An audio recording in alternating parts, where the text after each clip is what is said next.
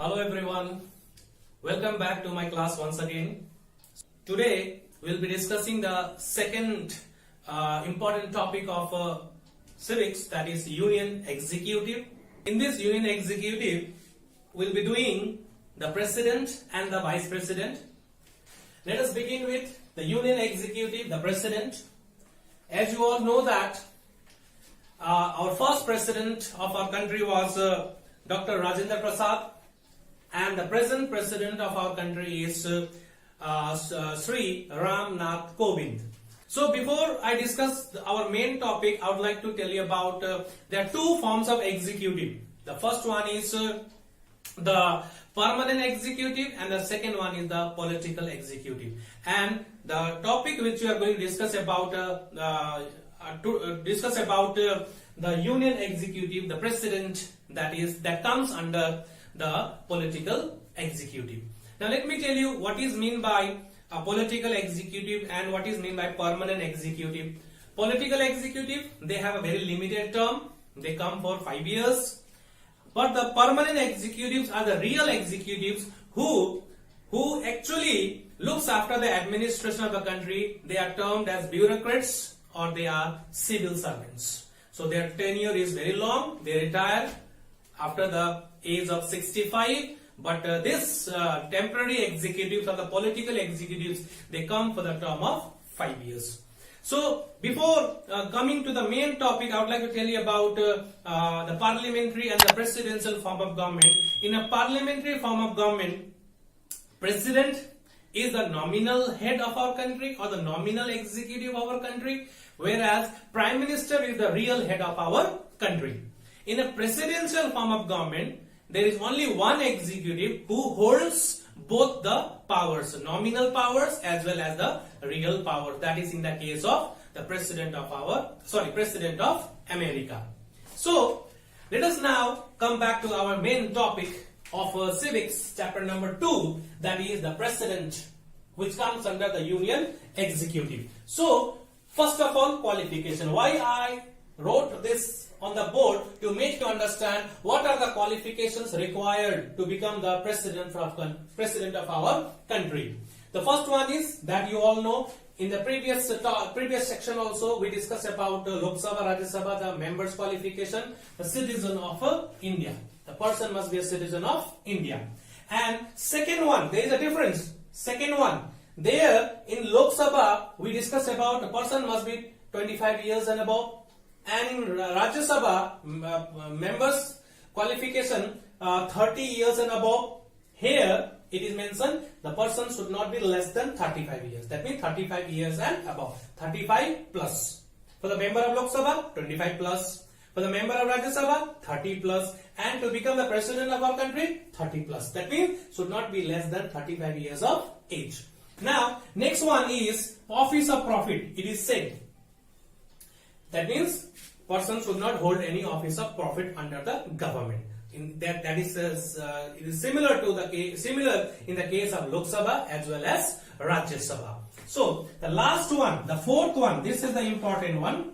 This is not applicable in Lok Sabha as well as in Rajya Sabha. Here the person should not be a member of either house. Person should not be a member of either. That means the person who wants to contest the election of the president should not be a member of either house. That means member of Lok Sabha or Rajya Sabha. He should not be a member of Lok Sabha or the Rajya Sabha. But that is allowed in the case of the member of parliament. That means a member of Lok Sabha, to be a part of the government, he can be a member of Rajya Sabha even.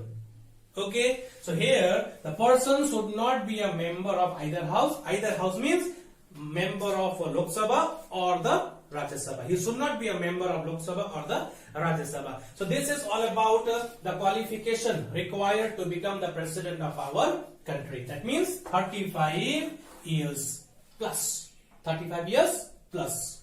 Okay, now next topic, I'll teach you about the composition of Electoral College. Composition of Electoral College. That means who elects the president? Who elects the president of our country? country. We, not possible. So the president of our country is elected indirectly. But who elects the president indirectly? So the body which elects the president is known as Electoral College. Electoral College, which is also known as PEC, Presidential Electoral College. Presidential Electoral. So now, who all are involved? Who all are the members of Electoral College? Number one, members of the Parliament.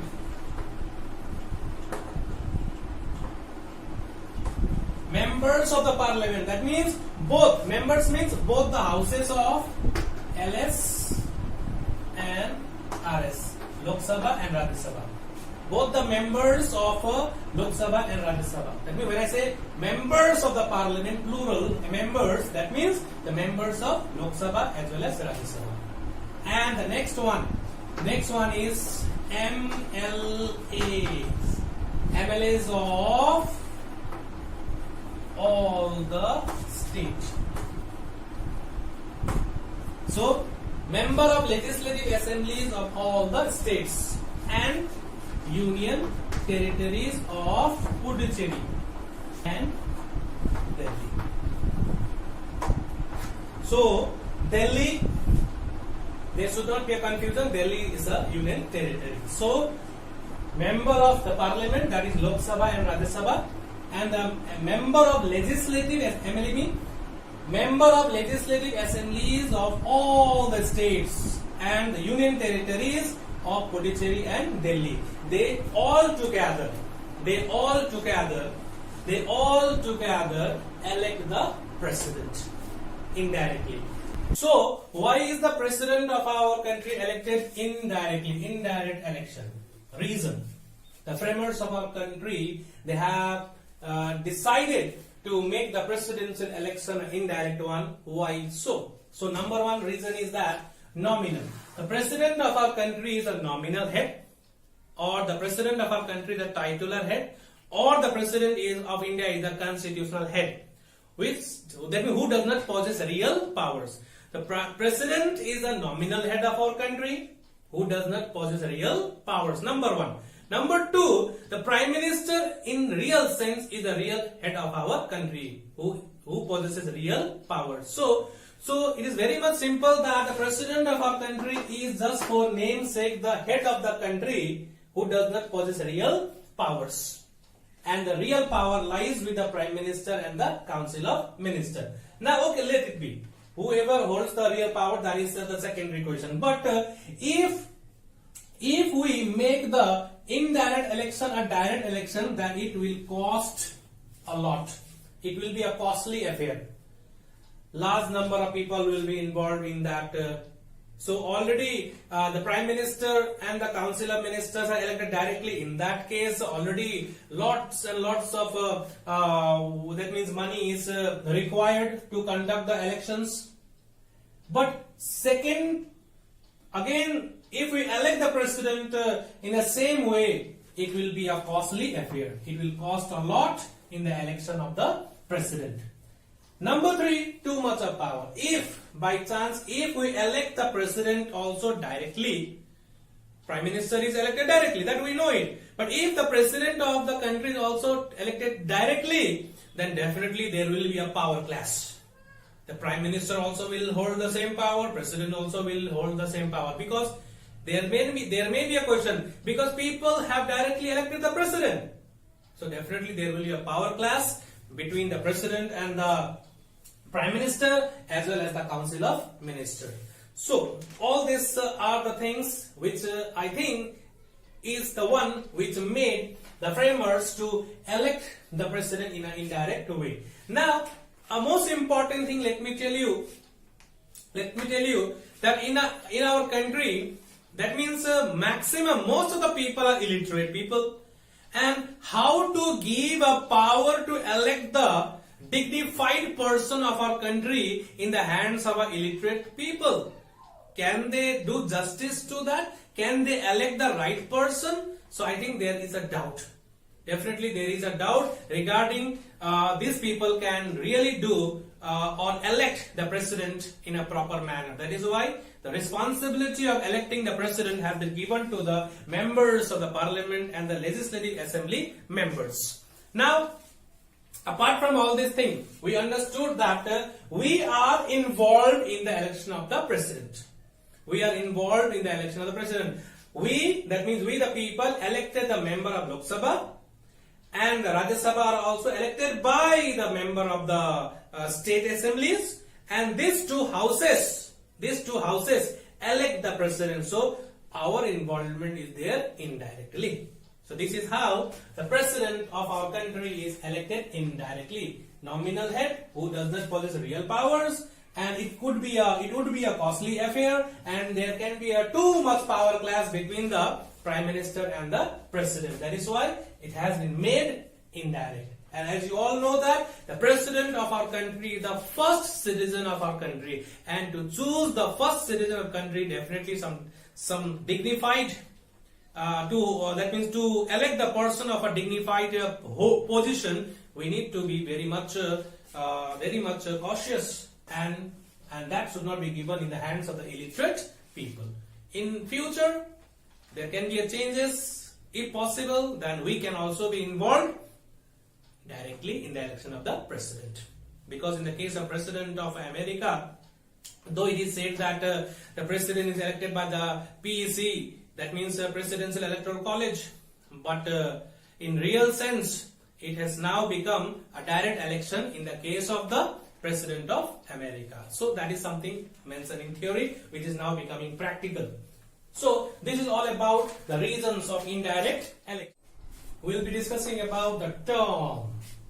What is the term of the president of our country? Very, very simple. 5 years. How many years? 5 years. So before that, can he be removed?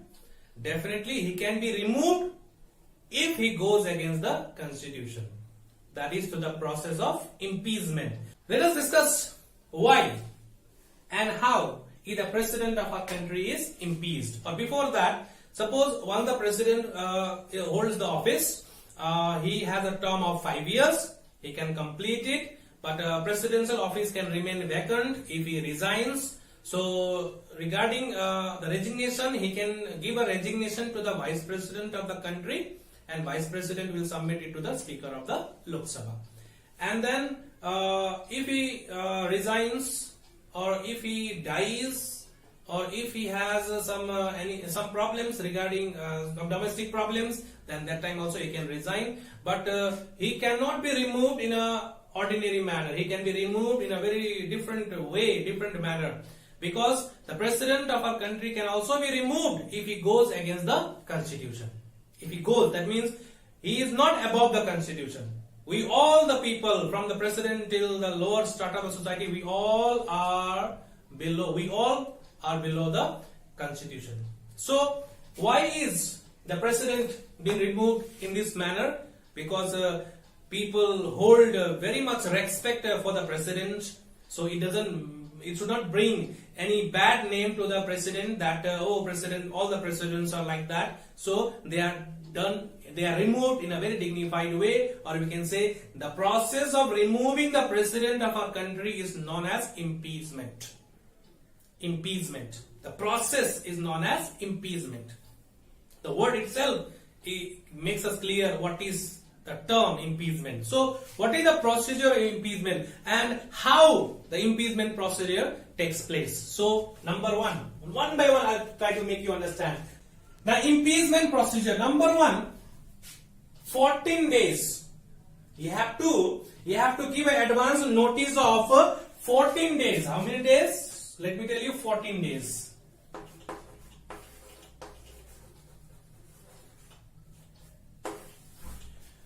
Before 14 days, you have to give the notice, and that notice should be signed by 1/4 of the total members of the house.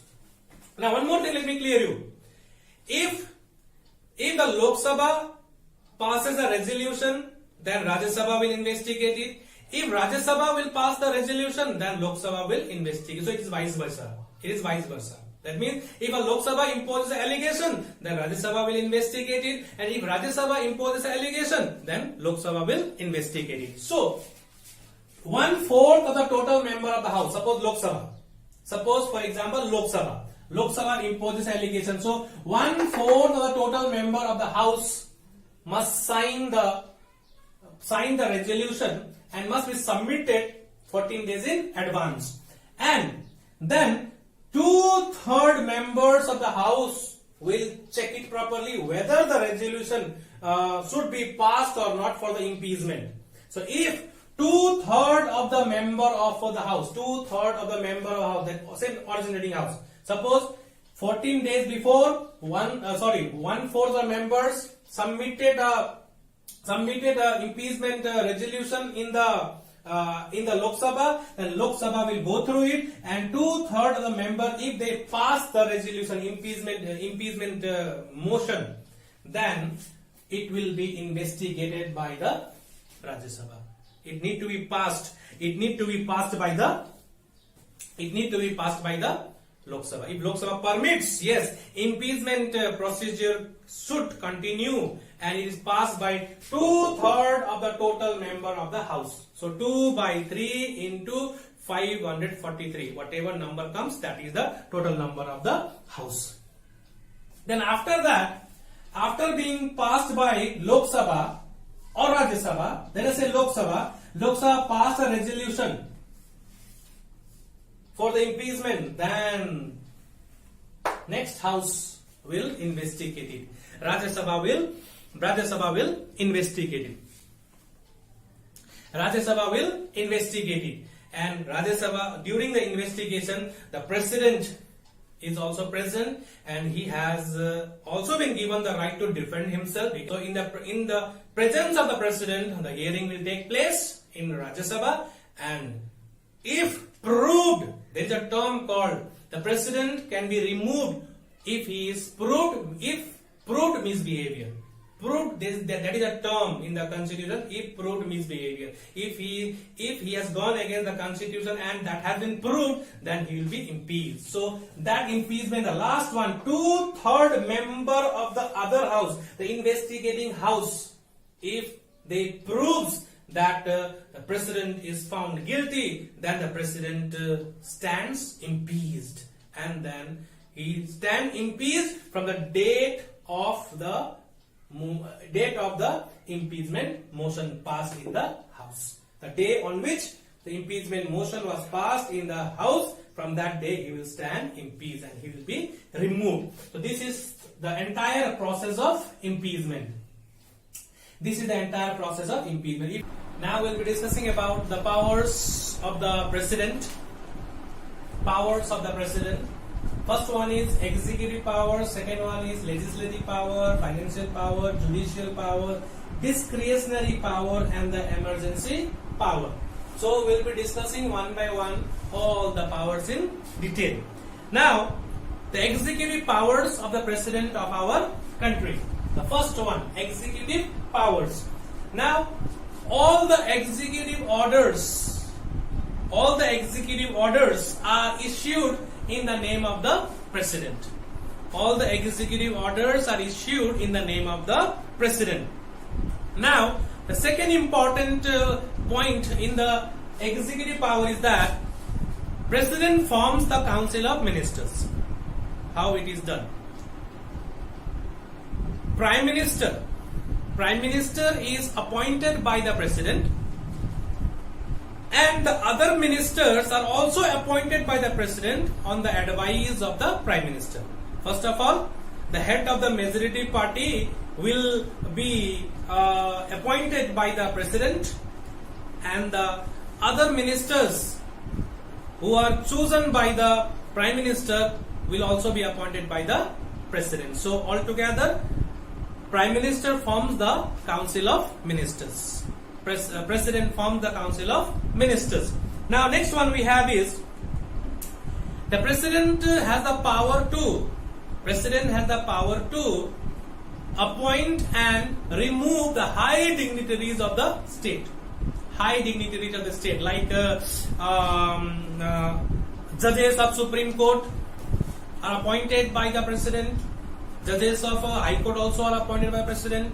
The next one we have is Chairman of Union Service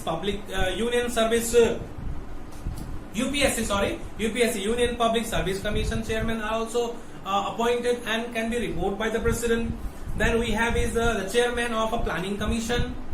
Then again Economic Commission. Then the Chief Election Commissioner of our country is also appointed by the President. Then we have Comptroller and Auditor General.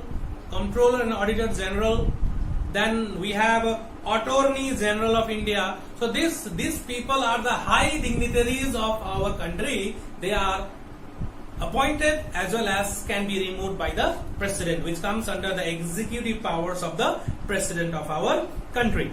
Now next one we have is, apart from that we have is, I'll make it more. That means the President looks after the administration of Union territory. This also comes under the executive power of the President. President looks after the administration of Union territories, and even President also controls. President also has a control over the state government.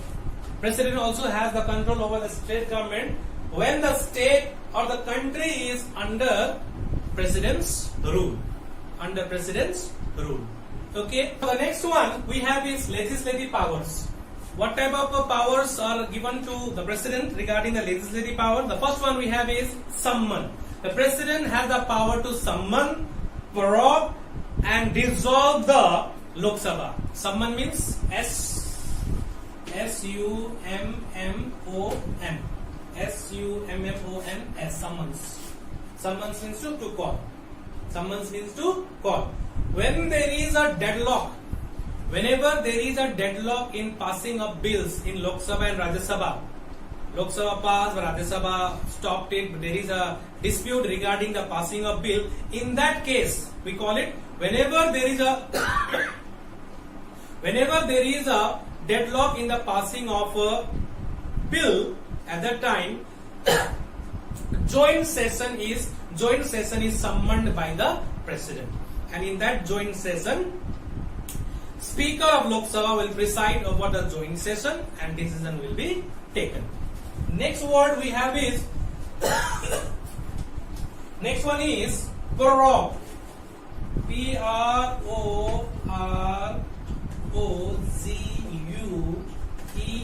Prorogues. So what is the meaning of prorogues? P-R-O-R-O-G-U-E-S. Prorogues. What is the meaning of this? So simple. Here President can stop the activities of the House for a temporary period. It is not the full dissolution. For temporarily, the activities of the Parliament can be stopped by the President. That power also is there in his hand. And the third one is dissolve. Dissolve. That means President can dissolve the House. Under what circumstances the President can dissolve? If the government is not functioning according to the Constitution, that time the President has a full right to dissolve the House. Full right to dissolve the House. If the President is not at all, if the Prime Minister and the Council of Ministers or the entire government is not in a majority, that time also President can dissolve the House. So this is all about legislative power of the President. President has the power to summon, prorogue and dissolve the House. The next one we have is the same, nominates. President nominates, as I taught you in the previous class, President nominates 2 members in the Lok Sabha. LS means Lok Sabha. 2 members are nominated in Lok Sabha by the President from the Anglo-Indian community, and 12 members are nominated to the Rajya Sabha from the people those who have excelled in the field of art, science, literature and social service. So altogether, President nominates 14 members in the parliament. 14 members are nominated in the parliament. So 2 to the Lok Sabha and 12 to the Rajya Sabha. Next we have is President's address, which also falls under the legislative power. So what is mean by President address? So after the general election, President addresses both the houses of the parliament, Lok Sabha and Rajya Sabha. The meaning of president's address, it is the programs and policies of the government which is put forward in the house, and debate and discussion takes place on the basis of the presidential address. The second one, every year, that is before the budget session, before the session starts, because every year the sessions are to be continued. So there are 3 sessions. Budget session is there, then we have monsoon session, then we have his winter session. So beginning of each session every year are also addressed by the president of our country. The next one, the last one of assent. What is the meaning of assent? Signature, permission. Assent to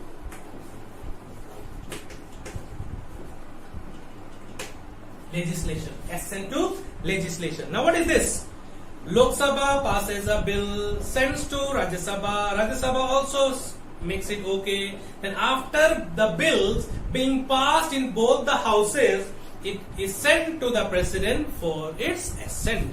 So president, if he thinks the bill is okay, then he will sign it. That means no bill can become an act until being signed by the president. So it needs to be, every bill needs to be authenticated by the president of our country. So these are the legislative powers of the president. President can summon, prorogue and dissolve the house. President nominates 2 members to Lok Sabha, 12 members to Rajya Sabha. Then president addresses every year before the session starts, and every bill becomes an act when signed by the president. So without the signature of the president, the bill cannot become act. So in the beginning of the chapter, I told you the 3 constituents of the parliament: Lok Sabha, Rajya Sabha and the president. So all these 3 together are very, very important for any legislation to be done in our country. The financial powers of the president of our country. So one by one, I just simply wrote money bill, budget, controls over the contingency fund. So now listen to me.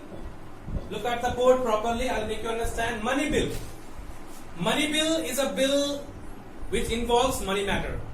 Money bill cannot be introduced in Rajya Sabha, that we discussed in the previous class. Money bill can only be introduced in Lok Sabha. That much we know. That much we understood also. Now, money bill cannot be introduced in the Lok Sabha without the prior consent of the president.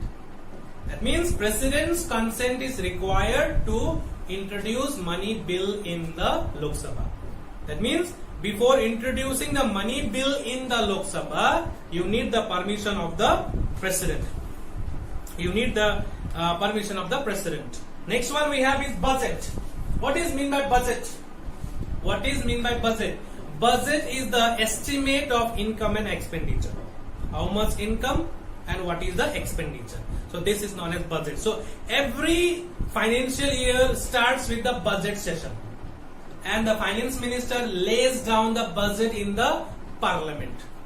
Lays down the budget in the parliament. So annual budget is laid down in front of the parliament by the finance minister on behalf of the president. So finance minister lays down the budget in front of the parliament on behalf of the president of our country. The next one we have is controls. President controls the contingency fund. What is the meaning of contingency fund? Contingency fund means fund for emergencies. Fund kept for emergencies. Judicial. Judicial powers. President also has some judicial powers. Number one, President can grant. What does it mean, pardon? Lower court has punished, and this way through appeals, the case has reached to the Supreme Court, and Supreme Court has given the death sentence or the lifetime imprisonment. In such situation, the last option left for that convict is to write an application or apply to the President for mercy petition. Mercy petition. So President will go through the mercy petition. If the person is convicted for breaking the union laws, then definitely government President will not show mercy.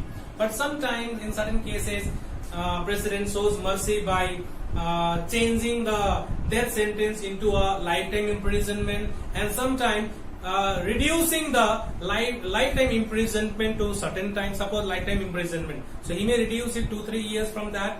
So that much can be done. The President has the power or right to grant pardon. The next one we have is sometime he can cancel also.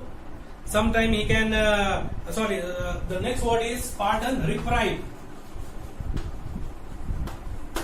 What is the meaning of reprieve? First one is grant pardon. Second one is reprieve. What is the meaning of reprieve? Very simple. Cancel or postpone. Reprieve means certain punishment is given, or it can be cancelled or postponed. The punishment can be postponed. Suppose after 5 days you are to be hanged, then that can be reprieved by the President. It can be postponed. The same thing happened in the Nirbhaya case also. We saw the verdict being taking a long time, decisions given, but it took time for the actual judgment. The next one we have is respite. These are the terms normally used: grant pardon, reprieve, and the next one is respite. Now, simply a literary meaning of respite is short period of relief. Punishment cannot be withdrawn, but for a short period you can be given a relief. Short period of relief can be given by the President. So this is all about the judicial powers of the President. Next one, number 5, discretionary powers. What are the discretionary? Means the power of his own. As you all know that whatever powers we discuss right now actually belongs to the Prime Minister and the Council of Ministers. Power of his own. Can he do anything of his own? Yes, of course. So whenever the government does not function according to the Constitution, then President, without asking anyone, he will dissolve the Lok Sabha. He will dissolve the Lok Sabha. Next one is whenever there is no party, like after the general election, a party which comes in majority will form the government. We know it. But if there is a condition where there is no party in a position to form the government, in that case what to do? No party is in a position to form the government. In that case, President will call any of the party and will give him a chance to form the government by proving the majority in the Lok Sabha. So that decision is his own. His opinion, he can think that Congress can form or BJP can form. Both are in no position. Both are not in a position to form the government. In that case, his opinion will decide what to do. So for that, he will call any of the party leader and he will ask him to form the government and to prove his majority. That is his own power to decide. Next one is his own discretionary. Once again means a power of his own. Whenever a bills being passed from both the houses reaches to the President, in that case, if he is not happy or if he is not satisfied with the bill, he can send it back to the House for reconsideration. He can send it back. It doesn't mean that in the first instance only the bill has been sent to the President. President has to sign it. It's not like that. It's not compulsory. So he can return the bill back to the House. He can return the bill back to the House, And second time, if the bills are being passed from both the houses again, then president definitely has to put his signature. He has to sign it. That is very, very important. So this is the discretionary power of the president of our country. Next one we have is emergency.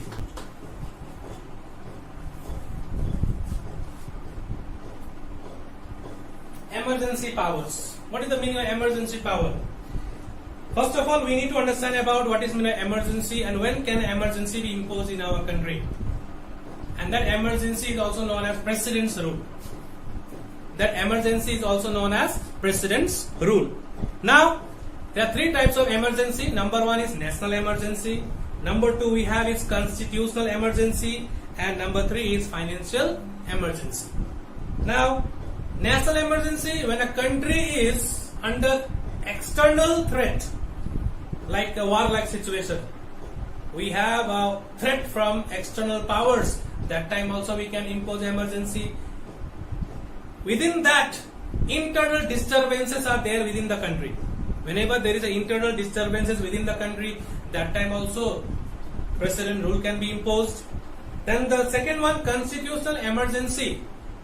Whenever the government fails to run according to the constitution, suppose elections are held.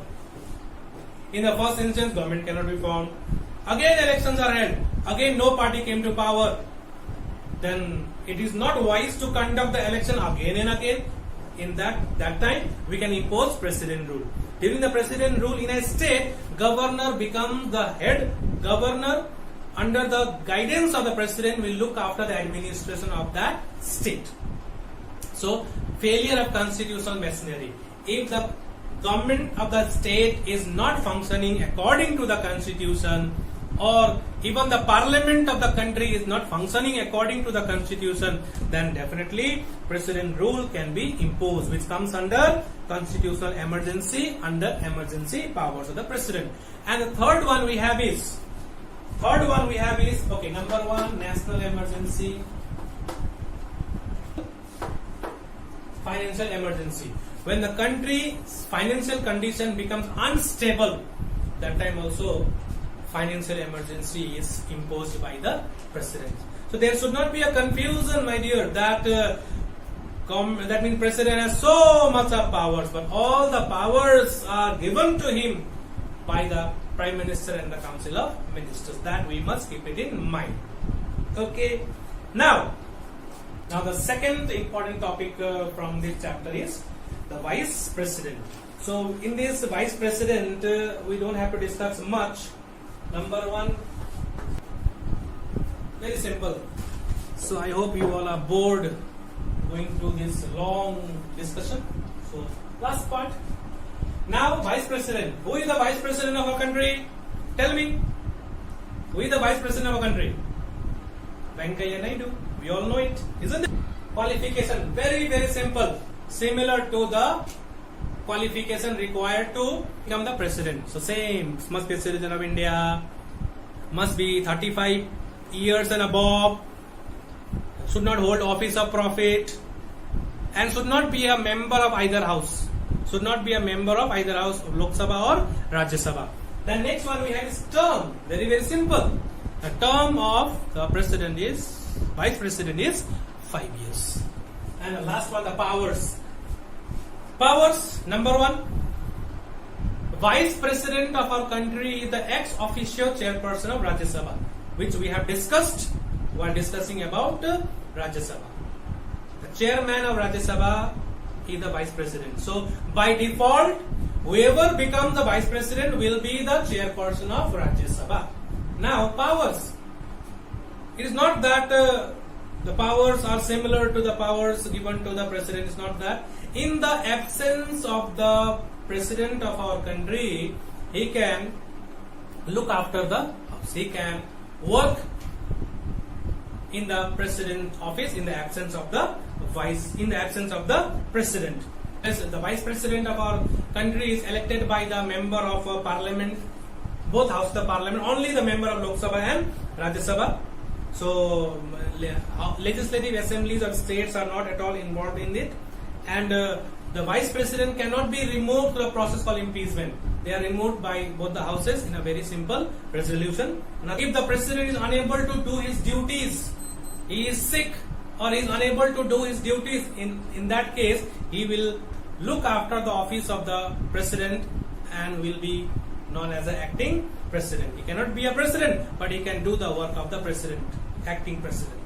So, if there is a vacant, if the seats remain vacant due to the death of the president or due to the impeachment of the president, so until the new president, till the new president is elected, vice president will look after the office of the president. Once the new president is elected, then he will do the work of the vice president. So after the death or after the removal of the president, within 6 months, a new president is to be elected. So there should not be a confusion, my dear, that after the death of the president, the vice president becomes the president. No, it is not so. New president will elect in a very similar manner in a parliamentary procedure has to be followed. Now, if the vice president wants to become the president, then definitely, first of all, he has to resign from the post of vice president, and then he need to contest the election of the president. So, this is all about of the vice president of our country. Now, we have come to the end of the chapter. So, till the time, take care, stay safe. Thank you.